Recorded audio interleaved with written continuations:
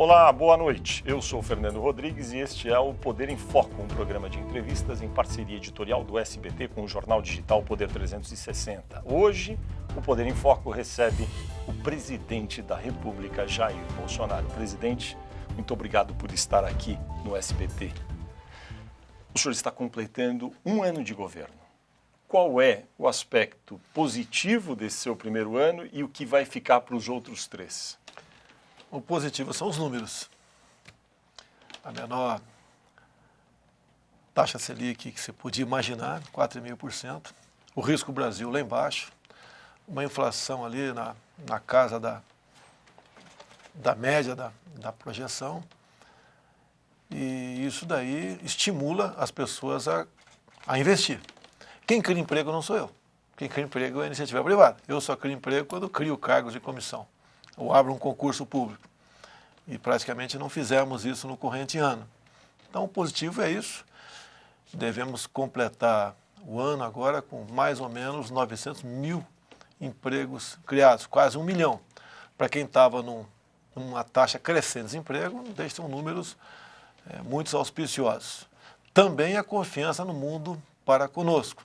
O mundo todo quer conversar conosco, tem conversado, tem sinalizado com investimentos. Então, esse é o fator mais positivo do governo, no meu entender, completando esse primeiro ano. Que nota o senhor dá para o seu governo até agora? Eu não poderia dar nota ao meu governo, né? Eu vou ser modesto, eu acho que 7. Ok? Se não fizermos mais, porque faltou talvez uma melhor articulação nossa com alguns outros setores da sociedade, e a inexperiência de alguns ministros, porque eu digo quem joga, quem entra em campo são eles. Eu sou técnico do time de futebol. Tá? Agora, estamos perfeitamente afinados e creio que nós podemos pegar uma nota 8 em 2020. O senhor, no passado, não professava de maneira tão clara uma crença no liberalismo econômico. Agora, o seu governo é muito liberal na economia. Como é que foi essa sua transição para esse tipo de atitude na economia? É da formação militar ser estatizante, não nego isso daí. Isso. Muitas votações minhas foram nesse sentido no passado, em especial em proposta de emenda à Constituição. E por ocasião aí da pré-campanha eu conheci o Paulo Guedes. E eu parto do princípio que você tem que confiar nas pessoas. Aí tem que trabalhar em equipe. Fui ver um pouco da vida do Paulo Guedes. Ele nunca teve em governo nenhum. Tá? É uma pessoa que tem um nome dentro e fora do Brasil. E ele me convenceu de agir dessa maneira na política. Então eu falei, Paulo, 100% da economia é contigo. Tanto é que nós lhe demos, na verdade, 4 ministérios, né, que foi o da Fazenda, Planejamento, Indústria, Comércio e Trabalho. Ele tem tudo nas mãos para bem conduzir o destino dessa questão econômica. E tem dado certo. Nós fizemos, inclusive, uma reforma da Previdência, que não deixa de ser uma quimioterapia, porque realmente ela foi funda, tá? E um dos grandes cabos eleitorais nossos dentro do parlamento foi o Paulo Guedes. Então, nessa questão econômica, me converti, porque o ser humano evolui. Não pode dizer que eu não vou ficar batendo uma tecla, algo que porventura esteja errado. E graças a Deus, né, tudo está dando certo com o Paulo Guedes. A Previdência foi enviada de um jeito para o Congresso, foi aprovada de outro, mas um valor muito grande de ganho econômico. Mais de 800 bilhões, pode chegar a 1 trilhão com a reforma que pode ir para os estados também e também para os militares. Teve algum momento que o senhor chegou a duvidar que conseguiria aprovar a reforma da Previdência? Eu tenho que voltar um pouquinho no tempo, né? Uhum. Por ocasião da nossa campanha, eu falei que ia escolher os ministros pelos critérios técnicos. Uhum. E no outro lado, tinha lá o Geraldo Alckmin, juntou um montão de partido, conhecido como Centrão daquela época, e o PT. E ninguém quase apostava em nós. Tá? E quando eu cheguei, tá, eu impus o ritmo, impus aquilo que eu falei durante a campanha, apesar das enormes pressões para a gente aceitar certas indicações que, no nosso entendimento, não ia dar certo, que era o critério político. Se fosse atender um partido, teria que atender outros tantos partidos. Então, nós apostamos nisso, tivemos a coragem de indicar um ministério nunca visto na história do Brasil. Acredito que a grande maioria tem uma aprovação muito grande por parte da população. E eu acho que o segredo do sucesso, até o momento, está aí. Agora, Exatamente. Por não ter negociado, sim, passou pela nossa cabeça a possibilidade de fracassar também a reforma da Previdência. Mas, com uma boa equipe, conversando, tendo o entendimento da Câmara e do Senado, não deixou do Alcolumbre e do Rodrigo Maia serem parceiros nessa empreitada, acabou dando tudo certo. Do ponto de vista realista, o senhor diria quais empresas ao longo do seu governo relevantes serão privatizadas? Olha, tem uma nova decisão do Supremo. Certas empresas têm que passar pelo crivo do parlamento. Então, algumas a gente nem comenta, já tira de fora. Tá? Acredito que a mais importante é a dos Correios. Que realmente os Correios serviram, inclusive, de foco de corrupção por um projeto de poder da esquerda no passado. Né? E onde existe um monopólio, não tem como não dar certo. E está dando errado. Se bem que esse ano devemos terminar o ano com lucro nos Correios, dada a nova administração. Mas acredito que essa é a mais importante que temos pela frente. Agora, as demais privatizações não são fáceis. Não é numa canetada que você resolve, né, e privatiza uma empresa ou outra, mas essas questões estão sendo bem encaminhadas pelo Salim Matar, que acredito que o ano que vem começa já a aparecer um número bastante razoável privatizações no governo. Todo mundo fala muito na Eletrobras, setor elétrico, há resistências no Congresso. O senhor acha que no ano que vem é possível vender a Eletrobras? A gente vai vendendo por partes, no meu entender. O que acontece? Hoje em dia, sem você partir para uma forma de privatização, o sistema entra em colapso. Não temos como investir. É impossível. Então, somos obrigados. Você não tem nem que discutir se deve ou não. Você não tem outra alternativa. Estamos conseguindo sanear a Petrobras, que foi jogada no chão também por administrações anteriores. A Petrobras está praticamente saneada. Agora está valendo voltou a ser uma das empresas mais valiosas do Brasil. É esse o encaminhamento que estamos dando para as estatais. E se você conseguir privatizar um número razoável, não é tudo, né, razoável de empresa, você tira a possibilidade, caso a esquerda volte ao poder um dia, que eles ocupem as empresas para fazer política por um projeto de poder. O senhor mencionou a Petrobras, há 3 empresas ícones estatais no Brasil, que é Petrobras, Caixa Econômica Federal e Banco do Brasil. É muito difícil vender uma empresa dessas pela complexidade que elas têm.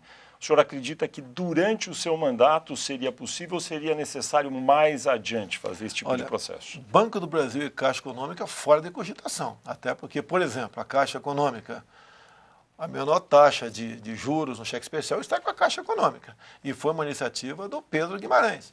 Até perguntei para ele, vai cair o lucro trimestral da Caixa? Falou, não. E ele está com a razão, não tem caído.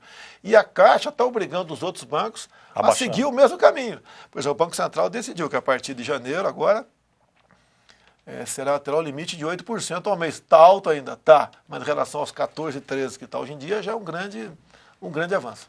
Petrobras o senhor não citou, falou Caixa Econômica e Banco do Brasil. Petrobras, algumas subsidiárias, a gente vai sim, a ideia é privatizar, até porque nós devemos... tem que se baixar o preço do combustível, está bastante alto no Brasil. O óleo diesel está na fase de 2,10 na refinaria, está chegando na casa de 4. Você tem como diminuir esse valor, acabando com os monopólios. Tá? Essa que é a intenção nossa. Ou seja, a Petrobras iria se desfazer de algumas subsidiárias e ficaria uma empresa mais enxuta no final do mandato, é isso? Essa é a ideia, sim, essa é a ideia de fazermos com a Petrobras.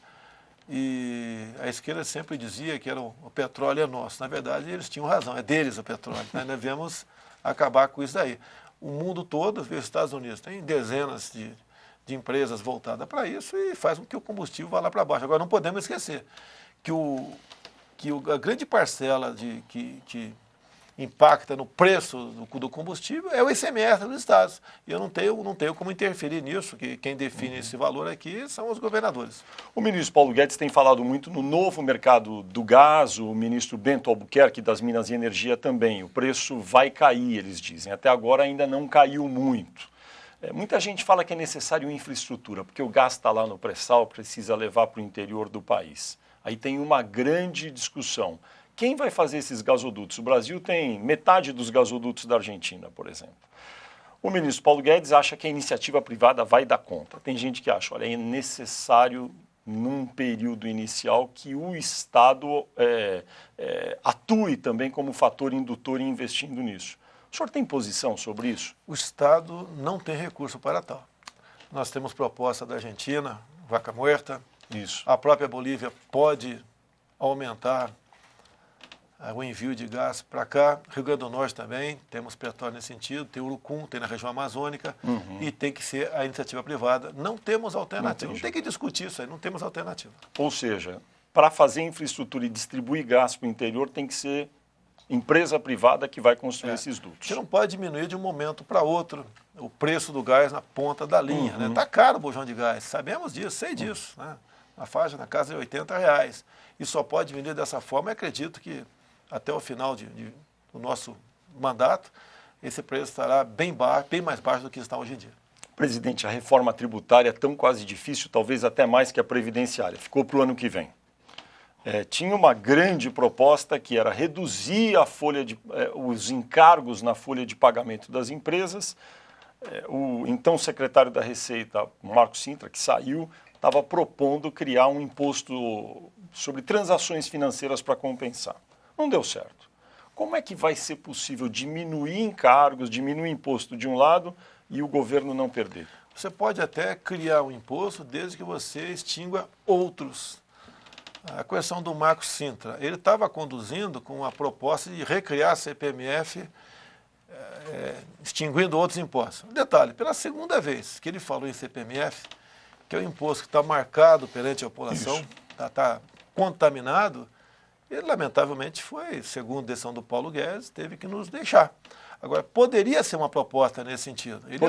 Poderia, ele abortou, mas o que acontece? Você tem que ganhar a primeira guerra da informação. Você tem que falar, pessoal, vai ser criado isso, vai ser ganhar isso, e do outro lado vai deixar de existir aquilo. Você teria como fazer isso aí. Agora, ele queimou essa largada. O que eu tenho falado para o Paulo Guedes nessa questão dessa reforma aqui? Eu falo para ele o seguinte, não fale em reforma, fale em simplificação tributária, que nós precisamos. Eu fiquei 28 anos dentro do parlamento, não conseguiu se avançar nada nessa questão. Por quê? Querem reformar essa questão nos estados, em municípios, e não dá certo. Então vamos tratar apenas o que for possível a questão dos tributos federais, que nós podemos avançar. Agora, o senhor está dizendo que é possível considerar a hipótese de um imposto sobre transações desde que se cancele algum outro do mesmo tamanho, é isso? Mas isso muito bem discutido com a sociedade, Entendi. Acalmado a sociedade, senão nem se toca nesse assunto, para evitar ter uma manchete. E teria que ser... Uma manchete no pré-natal que eu quero recriar a CPMF, claro. Isso não é verdade. Ou seja, seria necessário explicar muito bem e fazer de uma forma concomitante, só se fosse uma coisa pela outra. É difícil ser empresário no Brasil, é difícil ser patrão. A pessoa sempre defende empregado porque tem uma massa de votos. Agora, se você não pode falar em criar emprego, se você não colaborar com quem queira empreender no Brasil. É muito simples essa questão. Até tenho falado com o Paulo Guedes, temos que ter um programa aí, minha primeira empresa, porque todos aqueles que acham que devia ganhar mais em sendo empregado ou estar desempregado, tem a oportunidade de abrir sua empresa. E vai ver da dificuldade que é ser patrão em nosso Brasil. O senhor falou de emprego. Apesar de haver alguns sinais positivos, a taxa permanece alta, perto de entre 11,5% e 12%. O senhor acredita que esse desemprego é estrutural, esse daí realmente não volta mais, ou é possível recuperar? Olha, a gente o mundo evolui. A nossa mão de obra ainda é carente. Muitas vezes você precisa de um serviço no Brasil e não tem, você tem que pegar mão de obra de fora. Como está a educação no Brasil? Como está a instrução no Brasil? Está péssima, não está boa. E você não muda de uma hora para outra. A prova do PISA, né? Programa Internacional de Avaliação de Estudante. Isso. Nós estamos nos últimos lugares do mundo, um dos últimos da América do Sul. Qual a tendência nossa? É não formar uma boa mão de obra, não formar bons patrões, bons empreendedores. Isso já está sendo mudado. Agora, não vai ser de um ano para outro. O senhor enviou para o Congresso o programa Verde e Amarelo. Houve alguma reação negativa no Congresso, ou de parte do Congresso. Como é que o senhor vai fazer com esse programa Verde e Amarelo se ele for rejeitado? A gente volta para o zero, tem que pensar novamente isso daí. Qual a ideia disso aí? É facilitar, por exemplo, a vida de quem emprega. e do empregador também. Essa que é a ideia. Hoje em dia, por exemplo, é uma máxima que você conhece há muito tempo, né? O salário do Brasil é pouco para quem recebe, muito para quem paga.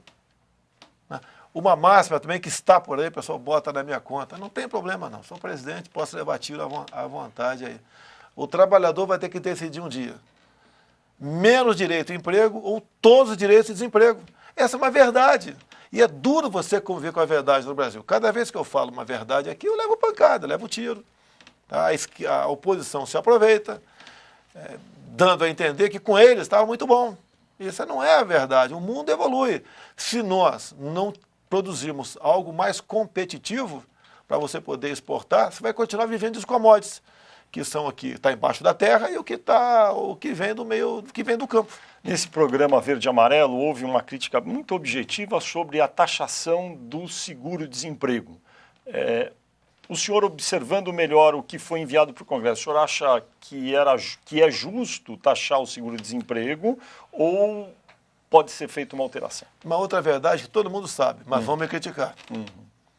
O que há nessa questão de fraudes é inimaginável. Até lá embaixo, o pessoal pega o empregado dele, olha, você está sendo demitido, vai cair o seguro-desemprego, vou te pagar menos por fora por tanto tempo, e depois você volta para o serviço.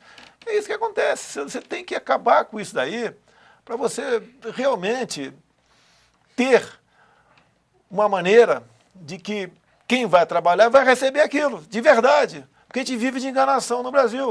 O pessoal fala muito, por exemplo, do emprego nos Estados Unidos. Quem vai para lá não tem direito nenhum, nem as férias. Ninguém está pensando em acabar com férias. Vamos acabar com essa historinha aqui, tá? Mas lá não tem direito nenhum. Não tem 13º. Não tem nada. E quando o cara está trabalhando, ele não quer voltar ao Brasil. Eu nunca vi nenhum americano vir ao Brasil e falar, estou indo para lá porque lá tem estabilidade de emprego. Ou lá tem uma CLT. Agora, como é que tirar da cabeça do povo uma coisa que, desde 40, se eu não me engano, a CLT, 40, se eu não me engano. Década de 40. Existe essa questão e o trabalhador sempre fala, meus direitos, quando você fala em mexer em alguma coisa, ele quer, daí eu te levo um tiro, né? Ele quer acabar com os seus direitos trabalhistas. Agora eu pergunto, e os direitos do desempregado? Por que eu, desempregado, eu fiquei 15 anos no Exército, não nasci político não, tá? Ralei bastante a minha vida aí.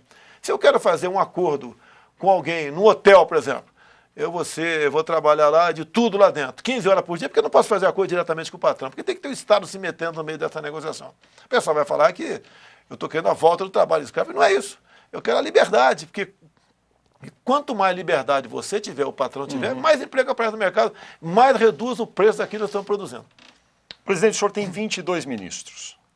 Tem um grupo que o senhor considera o seu pelotão de frente, sua divisão Panzer ali entre os ministros na esplanada? Vai causar muitos ciúmes, né?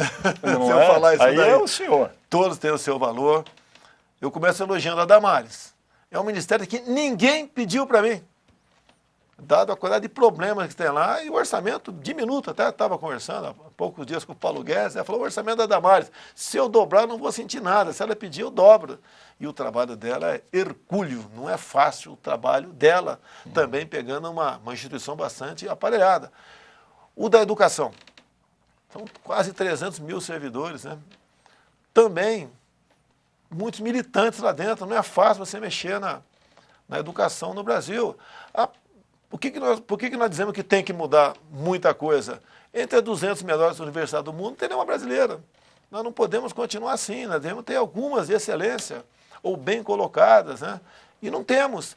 Como eu falei do PISA agora há pouco, as notas, uma garotada aí, uma percentual muito grande, não sabe uma regra de 3 simples. $1 vale R$4, $3 vale quantos reais? Metade erra. Metade, quando começa a ler um texto, quando termina o segundo parágrafo, tu pergunta, o que você entendeu do primeiro? Ele não sabe. Ciências, a mesma coisa. Qual o nosso futuro?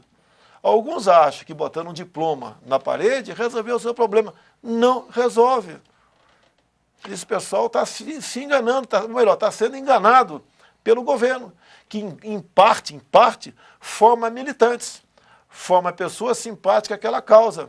voltados para os interesses do seu partido. O senhor mencionou 2 ministros, Damares Alves, ministra da Mulher, e citou o ministro da Educação, sem citar o nome, Abraham Weintraub. Posso citar mais, sem problema. Outros? O Tarcísio, da infraestrutura, faz milagre, em grande parte porque tem usado a estrutura do Exército Brasileiro para fazer completar algumas rodovias, completar algumas obras. Também a questão ambiental. A questão ambiental, Ricardo Salles, é uma briga comercial. O pessoal tem que entender isso. O que está em jogo? É o comércio no mundo. Reparou que só o Brasil leva pancada? Mais ninguém leva pancada? Eu desconheço outro país está apanhando. Quando se fala da Amazônia, alguns países querem relativizar a sua soberania. É lógico. Ninguém está preocupado com a floresta. Está preocupado com o que tem embaixo da terra. Agora, esse ano estamos completando, no tocante a focos de calor ou incêndio, né, o menor média desde quando criou-se esse critério. Então não justifica essa pancadaria toda em cima do Brasil. O que é duro de ver, você vê de dentro do Brasil que saem, em grande parte, as informações erradas, não digo equivocadas, erradas, né, criminosas, que lá fora repercute contra nós aqui dentro. Se nós tivermos problema com os nossos commodities, em especial o que nós produzimos no campo, o que será da economia brasileira? O senhor citou alguns ministros, mas não falou de 2 que são estrelas no seu governo, já falou nas respostas anteriores, Sérgio Moro e Paulo Guedes. Eles são, de fato, os ministros mais conhecidos, as pesquisas mostram. Eles têm um papel especial no seu governo? Olha, graças a Deus, os meus ministros estão indo bem. O Sérgio Moro, ele abriu mão de 22 anos de magistratura para vir comigo. Ele não trabalhou na minha campanha, nem na pré-campanha. Eu conversei uma vez por telefone com ele em 2017. Tá certo. Agora, a presença dele lá tem ajudado a inibir a criminalidade do Brasil. Se bem que uma das grandes obras dele foi a questão de separar a cabeça do crime organizado do restante, né? A cabeça que está presa do restante que está em liberdade. Colocar em presídio federal. Sim, é uma grande obra dele. O projeto anticrime dele vai ter reflexo, sim, quando você passa para 40 anos, a pena máxima. Você dificulta os saidões. A progressão da pena também tem que cumprir mais pena para tê-la. Esse pessoal que quando sai, nesses saidões, né, grande parte comete crime, não vai cometer mais. E quando o elemento souber que as férias dele na cadeia vão ser majoradas, ele vai pensar 2 vezes em cometer um crime. Então esse tem um lado positivo dele. Está com a Polícia Federal também agindo acertadamente. Então, é um ministro que tem dado certo. E, obviamente, a sua vida pregressa na Lava Jato o coloca entre os melhores na popularidade nacional. Paulo Guedes. Tá? O turismo está dando certo. Os números estão aí. O mundo está vindo mais para cá. A iniciativa que foi do Marcelo Antônio, bem como no Gilson Machado, que está na Embratur, de, por exemplo, não exigir a reciprocidade de vistos para alguns países. Alguns atacaram. Tinha que valer daqui para os Estados Unidos, não só dos Estados Unidos para cá. Oh, meu Deus do céu. Ninguém dos Estados Unidos quer vir para cá para ficar aqui. Agora, quantos daqui teriam a intenção de ir para ficar lá? Agora, essa é a medida nossa. Os números são fantásticos, quase que dobram as reservas, né? A confirmação de reservas que estamos tendo ao longo dos últimos meses. O senhor já se manifestou algumas vezes negando essas notícias que apareceram sobre mudanças no Ministério no início de 2020. Agora, não é natural, depois de algum tempo, também trocar algumas peças? Se tiver necessidade, sim. Agora, não posso trocar um bom ministro, porque seria um péssimo exemplo para os demais bons ministros. A última semana foi o da Educação. A penúltima foi o Ramo, a Secretaria de Governo. O Ricardo Salles também, já teve na alça Bento Albuquerque. O Bento Albuquerque também. É um ministério difícil, o dele. É um ministério que tem o maior PIB, é o dele. Inclusive, tem uma notícia de um mês e pouco atrás, que ia trocar 3 ministros, entre eles o da Casa Civil. E quem estava elaborando a proposta para trocar os ministros era o Onix. Então chegou a esse ponto desse absurdo. Agora, qual a intenção de alguns setores da imprensa? É dizer que o governo bate cabeça.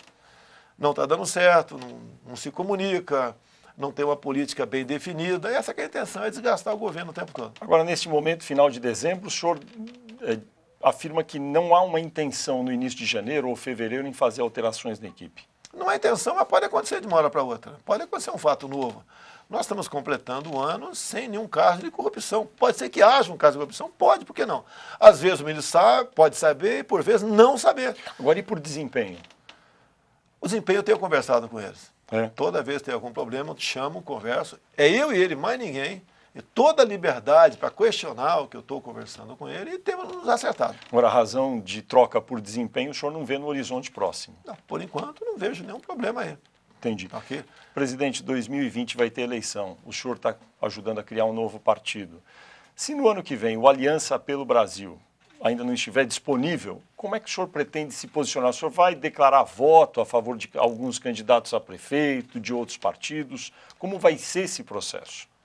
Havendo uma relação de conhecimento entre eu e aquele candidato, que não seja de partido de esquerda, se houver interesse da parte dele, eu posso subir num palanque. Entendi. Eu acho difícil o nosso partido estar em condições de disputar as eleições, muito difícil, tá? Mas seria até bom, no fundo do coração, até bom não participar, porque eleições municipais é muito desgastante, você arranja muito mais inimizade do que amizade, e eu tenho mais 2 anos para governar o Brasil. Mas o senhor está enxergando que em alguns lugares, pela relação pessoal que tem, pode sim apoiar, declarar apoio a alguns candidatos? Pode acontecer isso aí, pode. São Paulo, por exemplo, nos interessa, Rio de Janeiro nos interessa, Belo Horizonte, Recife. Nós ganhamos eleições em 5 capitais dos 9 estados do Nordeste. Então, a gente não pode abandonar isso aí. Eu tenho um bom relacionamento com o Antônio Carlos Magalhães Neto, tá? E gente de vários partidos. Então, a gente espera realmente compor nesse sentido para colaborar, para eleger bons candidatos nesses lugares. Em São Paulo, como ficou? Porque lá o senhor tinha uma candidata possível, que foi sua aliada, Joyce Hasselmann. Agora estão em grupos aí opostos, não é? O que eu te falei para quem queria vir candidato é que para não queimar a largada. Então, alguns queimaram a largada. Quando queima, o que acontece nas pessoas, nos deputados, senadores, gostariam de vir candidato naquela capital? Se volta contra mim. Então, eu falei para alguns, espere o momento oportuno, fevereiro, março, decide. Alguns saíram na frente e acabaram se queimando.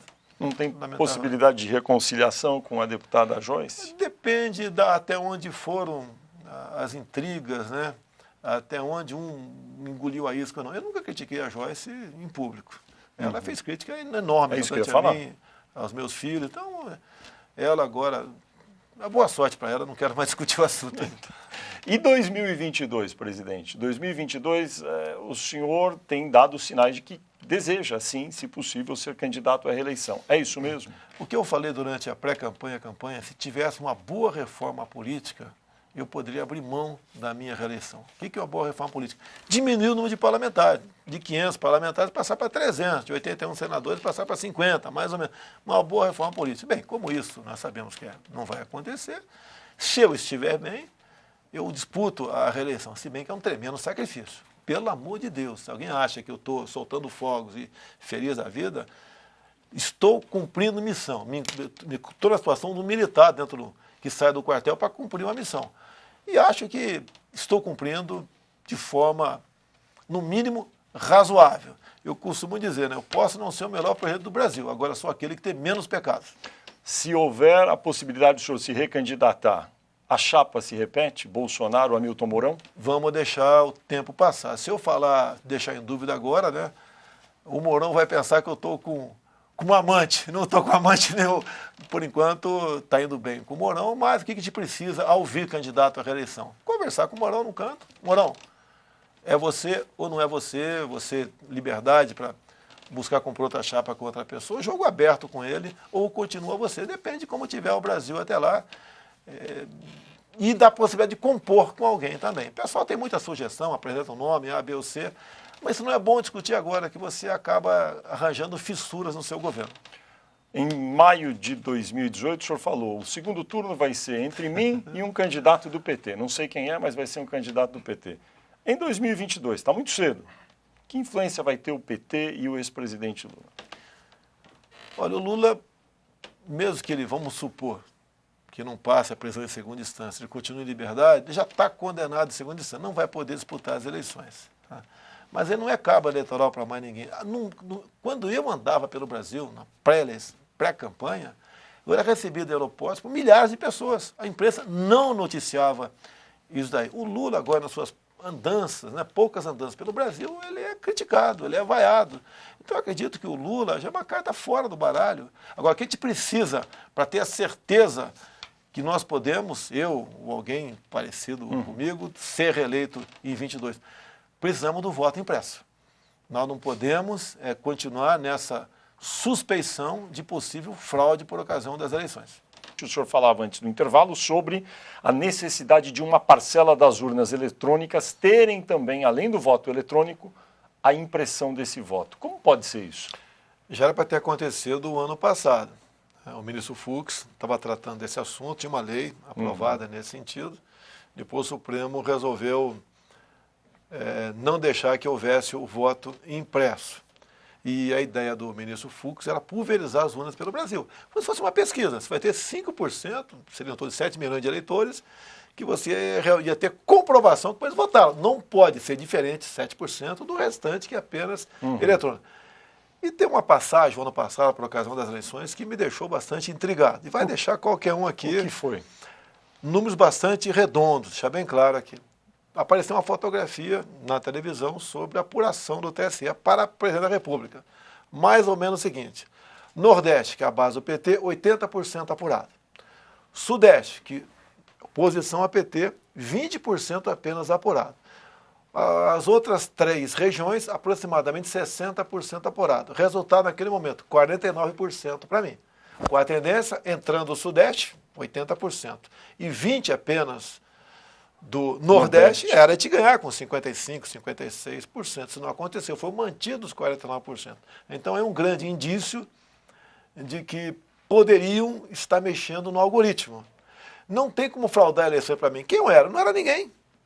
Eu não tinha fundo partidário, tinha tempo de televisão, não tinha caciques do meu lado, não tinha nada do meu lado. Tinha o povo, obviamente, que é muito importante, Deus acima de tudo. Então é um indício muito grande que, se nós talvez não conseguisse, uma história bastante longa, não quero contar aqui, para não complicar, ter acesso à sala-cofre para apurar as eleições de fato, com a devida aquiescência de uma ministra do Supremo Tribunal Federal que estava presidindo o TSE, o resultado poderia ter sido outro.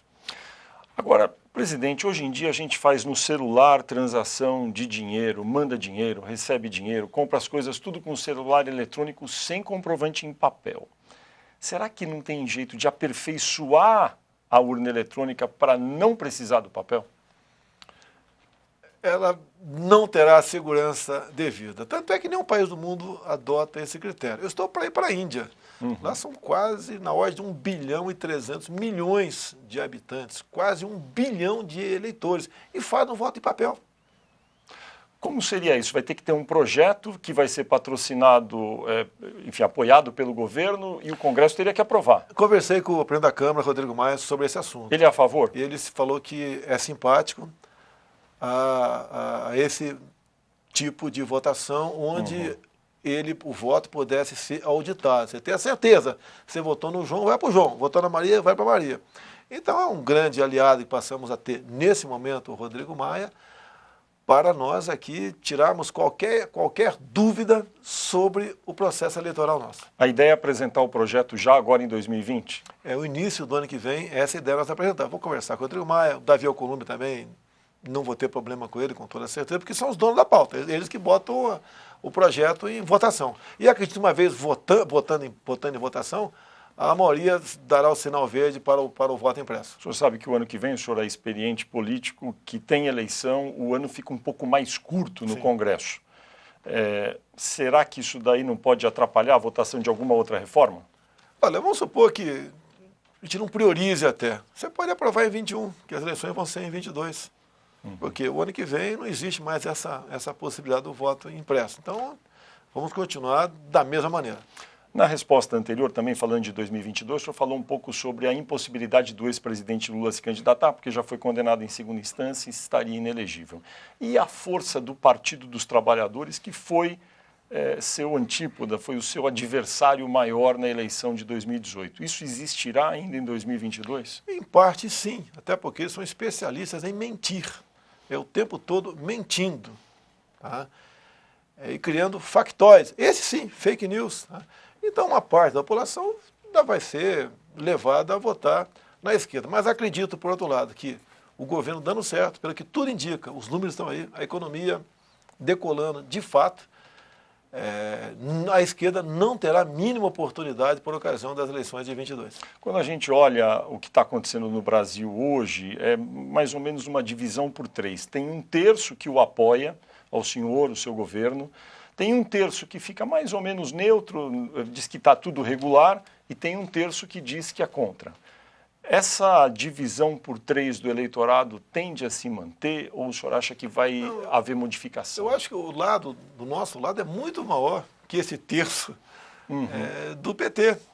Afinal de contas, você pode ver, eu não estou reclamando porque sabia como ia pegar o Brasil. É igual um casamento, né? Um lado sabe que vai, o que está escolhendo, né? Se vai dar certo ou não. Né? Nós pegamos, por exemplo, a economia. Uma dívida interna na casa de 4 trilhões de reais. A gente paga de juros por dia um pouco mais de R$1 bilhão. Olha a dificuldade de você administrar um país dessa maneira. Com 14 milhões de desempregados. Se bem que o número real é muito acima disso. Porque a metodologia do IBGE, quem não procura emprego durante um ano é tido como empregado. Nós sabemos disso aí. Então, quando você fala que tivemos esse problema pela frente, é uma realidade. Não foi fácil. Um país também com profundos problemas éticos e morais. Corrupção, desgaste dos valores familiares. Eu tenho dito, o governo mudou. O governo hoje em dia respeita a família. Tá? Diz que o povo, esse que está, nós devemos fidelidade a ele. Um governo que não tem vergonha de falar que acredita em Deus e respeita seus militares. Isso não existia no passado. Era uma degradação geral dos valores da sociedade. Olha a questão da cultura agora com o Roberto Alvim. Mudou. Estão criticando? Sinal que estamos fazendo a coisa certa. A cultura tem que existir para atender os interesses da maioria e não de minorias isoladas. Deixa eu fazer uma pergunta para o senhor sobre essa área de costumes. O senhor é claramente um cidadão que tem valores conservadores, a favor da família, e fala isso várias vezes. Muitos, às vezes, apontam para o senhor dizendo ele defende esses valores, mas ele não quer, talvez, dizer como as minorias poderiam ser representadas e protegidas. Como o senhor responderia a esse tipo de observação? Ninguém está perseguindo minorias. Nós não queremos que as minorias ditem as regras para nós, maioria. Eu não sou contra 2 homens irem morar junto, 2 mulheres. Vai ser feliz. Agora, querer impor isso nos bancos escolares, com criancinhas a partir de 6 anos de idade, isso é inadmissível. Você tem que tratar com respeito as crianças em sala de aula. É isso. Você pode ver a questão do Enem. O Weintraub, o nosso ministro da Educação, esteve na frente. Não teve nenhuma questão polêmica. Do ano passado, a linguagem secreta dos gays. O que me interessa saber a linguagem secreta de gay? O que interessa para o garoto, o ano passado, esse ano, se interessar por isso também? Não leva a lugar nenhum.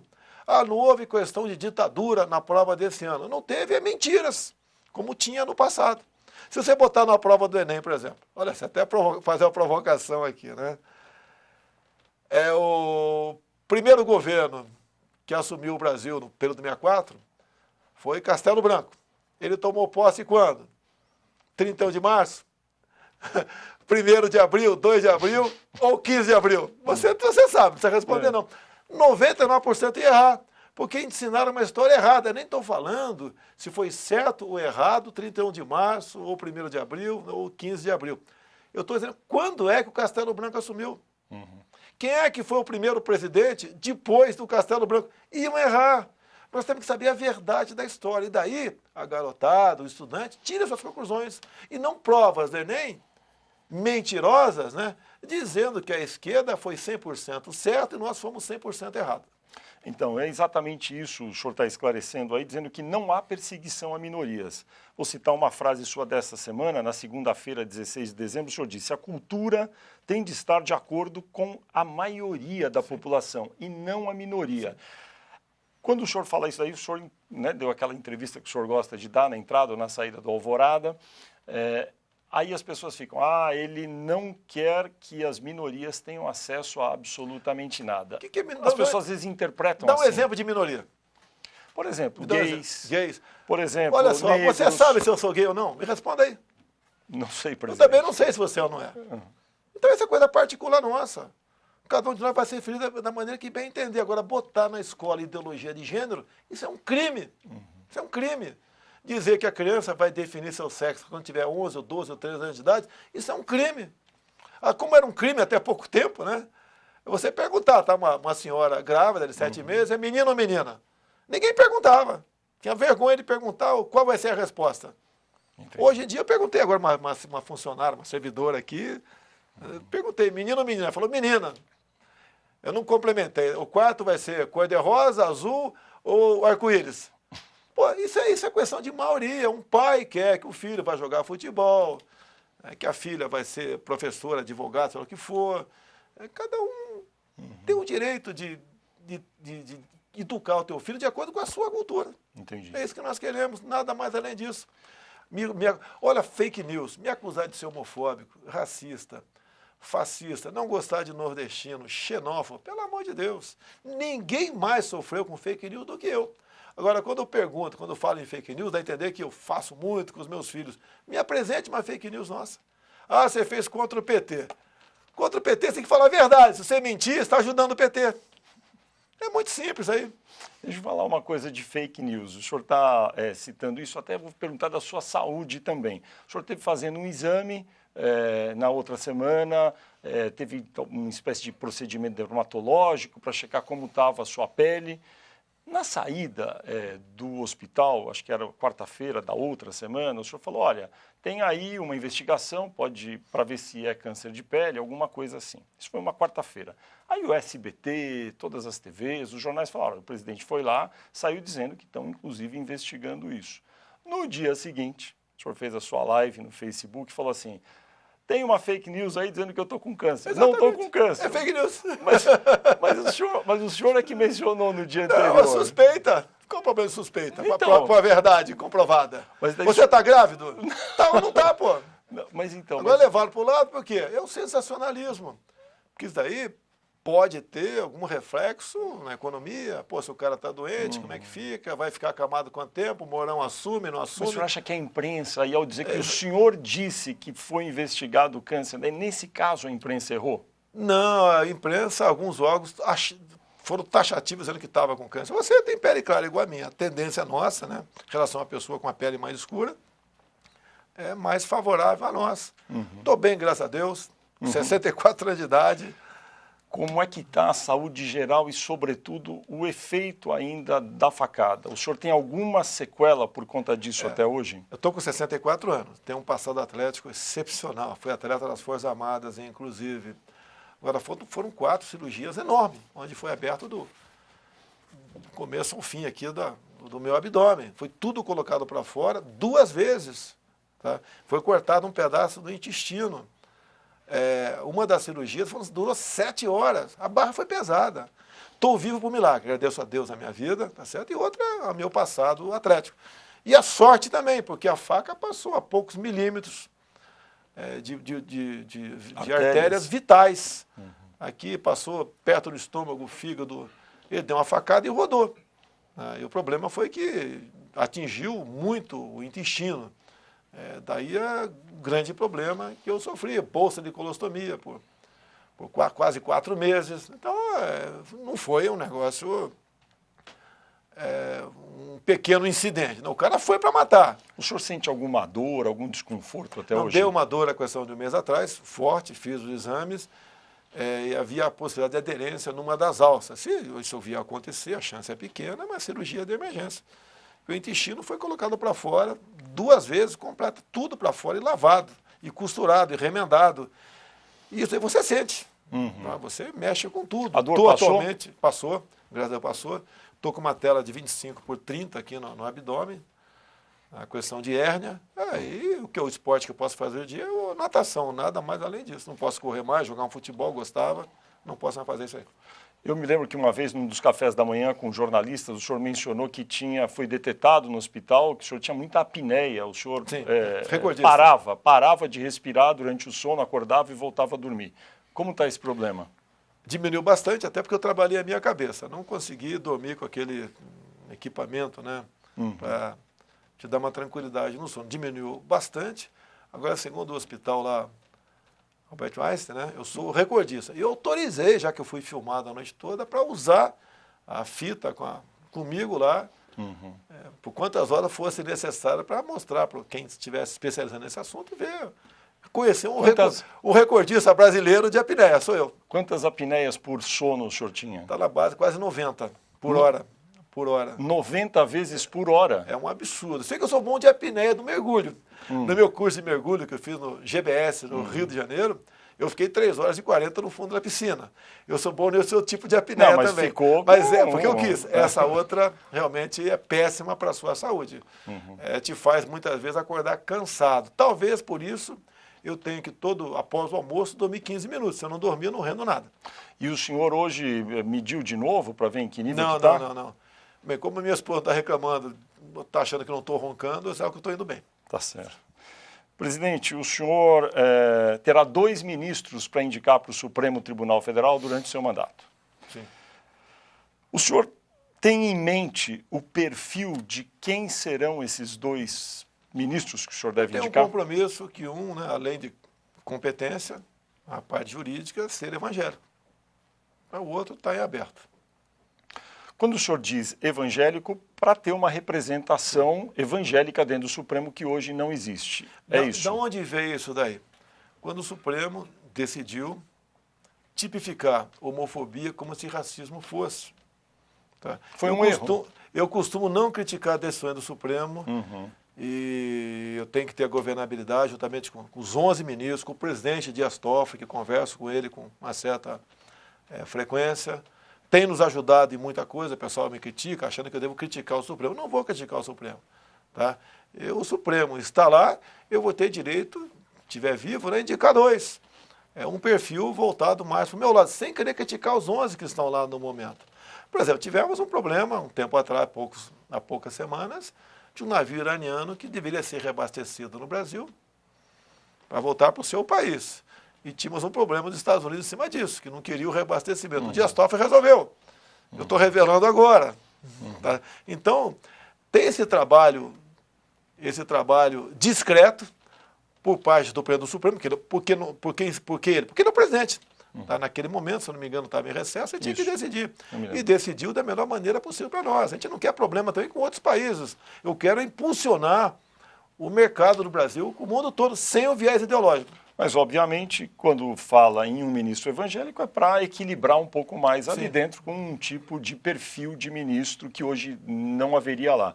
Seria o caso também de o senhor pensar em outras minorias, por exemplo, mulheres, hoje há 2, ou um ministro negro? Não, acho que não. A cor da pele, o gênero, não tem nada a ver. Não tem nada a ver. A gente quer que o Supremo, né, cada vez mais julgue corretamente as ações que chegam lá no plenário, apenas isso.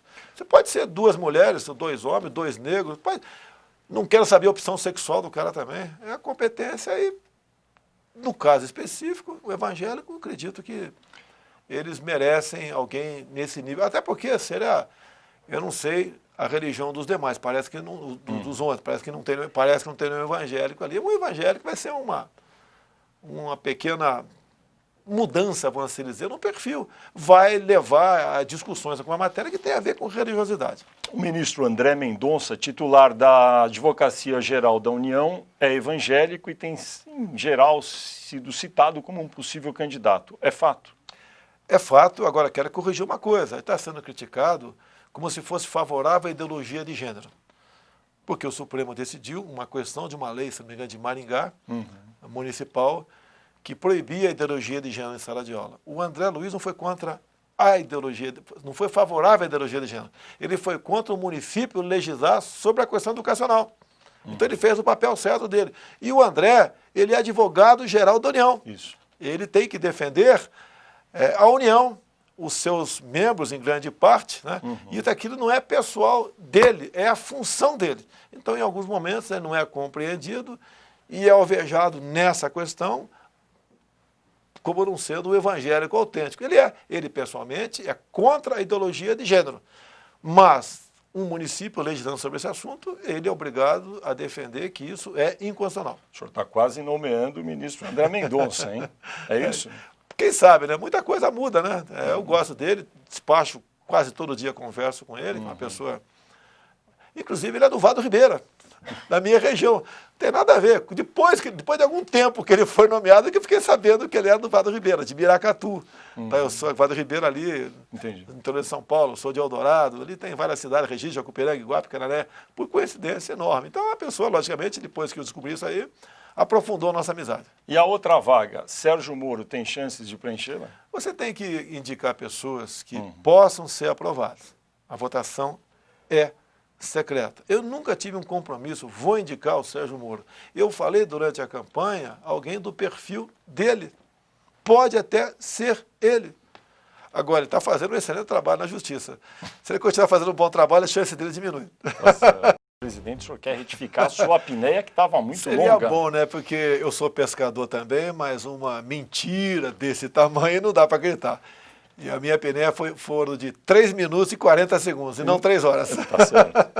Muito bom, retificação feita. Vamos falar um pouco de democracia, valores democráticos. Alguns integrantes do seu governo, às vezes, citam medidas usadas durante o regime militar.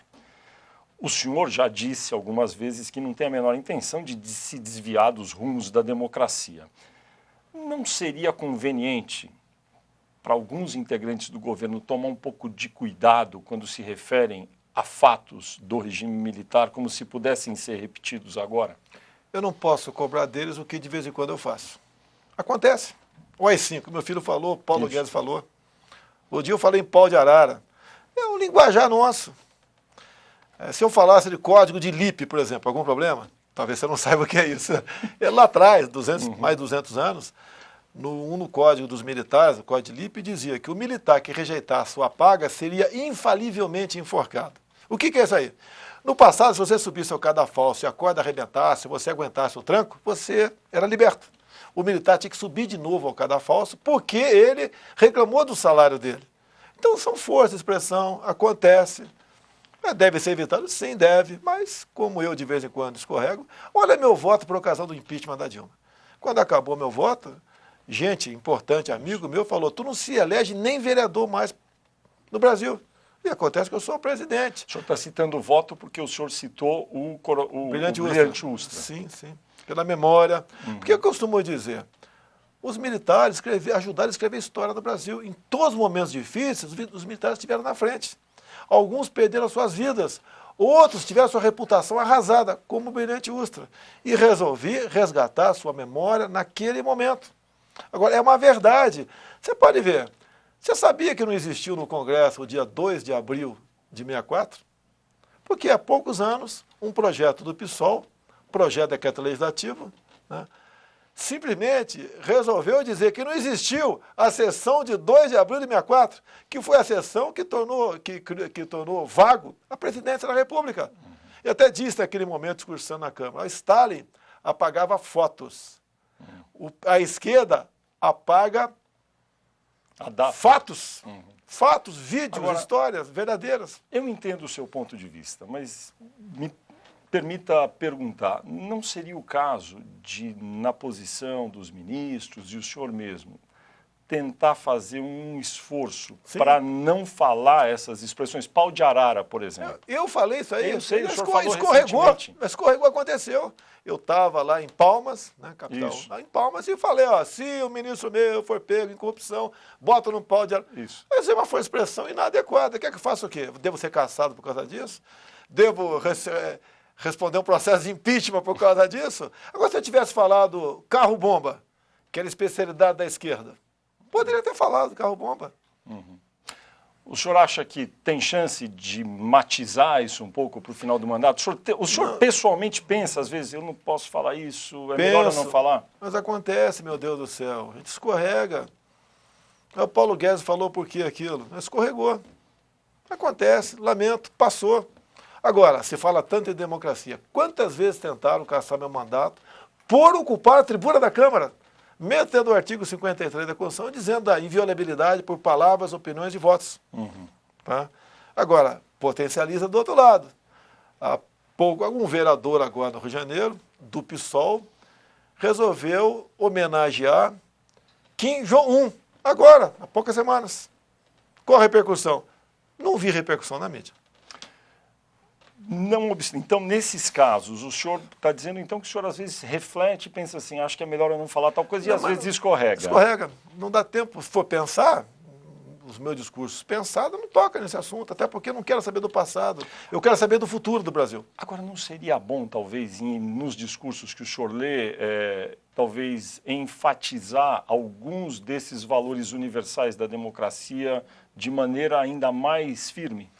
Olha, mais do que falar, são seus atos.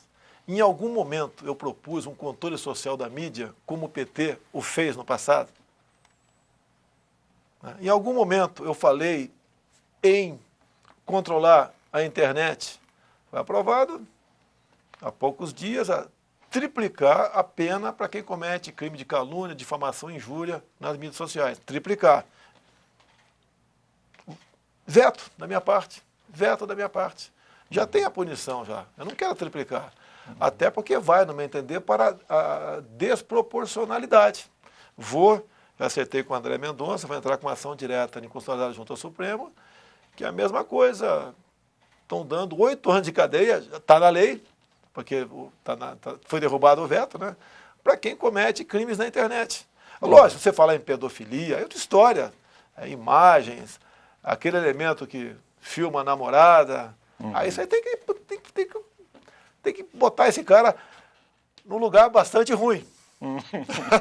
Tá certo. Vi que o senhor se policiou aí agora. Agora, o senhor mencionou a mídia, fake news, algumas vezes aqui na nossa conversa. Várias vezes eu sinto que o senhor tem algumas declarações bem derrogatórias em relação à imprensa, ou parte da imprensa, ou da mídia. Recentemente o senhor falou, eu vou incentivar as empresas que anunciam nesse ou naquele jornal a não anunciarem, não anunciem nesses jornais. Nesse caso, o senhor acha que é apropriado para o senhor fazer esse tipo de campanha? Olha o que acontece. Você vai falar do caso da Val, do açaí, lá de Angra dos Reis, funcionária minha, fantasma. A Folha de São Paulo esteve lá no dia 10 de janeiro do ano passado. E falou que era fantasma, que vendia açaí, etc, etc, etc. Acabaram com a honra dessa senhora, quase 50 anos de idade. Nesse dia 10, ela estava de férias, conforme boletim administrativo da Câmara, de 21 de dezembro. Ela estava de férias de 21 de dezembro a 20 de janeiro. É justo a imprensa fazer isso? E quando apresenta documentação, a imprensa não volta atrás, continua mantendo a sua posição? É justo isso? É justo nós termos um órgão de imprensa que mente descaradamente, como acontece com esse órgão de imprensa? Mas nesse caso, o senhor me permite, do melhor da minha memória, eles não teriam voltado lá num período de trabalho e encontraram a mesma funcionária? Olha só, é o que eles alegaram. Filmaram ela tinha que estar dentro do local de trabalho. Esses servidores nossos que estão espalhados pelo Estado, que eu posso ser servidor em qualquer lugar do Estado, ela faz trabalho de rua também.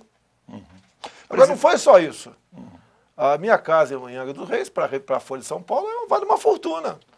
Vá lá e veja quanto vale aquela casa, a minha em Angra dos Reis. Fala Angra dos Reis, né? Vira história de Mambucaba, um lugar humilde. Pessoas bastante pobres até naquela região, mas eu sempre me sentia bem quando estava lá. Então, não procede esse tipo de matéria, né? Por parte de um órgão de imprensa, um jornal que ajuda a fazer opinião pública em todo o Brasil. Só para terminar esse assunto, ainda assim, o senhor acha que vale a pena, nesse caso, o senhor, na posição de presidente da República, incentivar a não colocarem anúncios e a não assinarem também, nesse caso? Foi apenas com esse jornal, essa bronca, porque para eles não acabou, as eleições não se acabaram ainda. Então, no meu entender, eu acho válido a liberdade de expressão, sou um ser humano, sou presidente da República, respondo pelos meus atos, e eu vi há pouco aqui gráficos, né, que a imprensa tem, de maneira geral, tem vendido menos jornais pelo Brasil. Isso não é bom. Agora, por outro lado, o que acontece? Quando um órgão erra, todos os demais pagam preço por causa disso. Então, eu estou protegendo os demais com esse tipo de declaração, é o meu entendimento. Relações exteriores. O senhor nitidamente privilegiou a relação com os Estados Unidos. Não obstante, teve uma decisão, ou pelo menos um anúncio, não foi decisão ainda, de aumentar, botar um sobrepreço no aço brasileiro, no alumínio. A relação tem sido boa essa preferencial que o Brasil tem dado para os Estados Unidos? A relação Brasil e Estados Unidos, nos últimos 30 anos, não foi boa. Nós mudamos esse tipo de relacionamento. Eu te pergunto, foi sobretaxado o aço ou o alumínio? Não foi. Então, o Trump pode ter feito aquela declaração no momento de falta de mais número na frente dele. Pode ter acontecido, nós sabemos o comportamento dele. Da minha parte, houve alguma crítica no tocante a ele? Não. O senhor acha que pode reverter isso? Pelo que tudo indica, não é reverter. Ele não vai sobretaxar, vai continuar como está, pelo que tudo indica. Presidente, nós estamos no dia 22 de dezembro, está chegando aí o Natal, o final do ano, eu vou encerrar agora. Se o senhor quiser dar uma mensagem final, por favor. Primeiro, obrigado a Deus pela minha vida, obrigado a você que votou em mim, a maioria por ocasião das eleições do ano passado, que me deram essa missão honrosa de conduzir o destino do Brasil, estando na frente do poder executivo.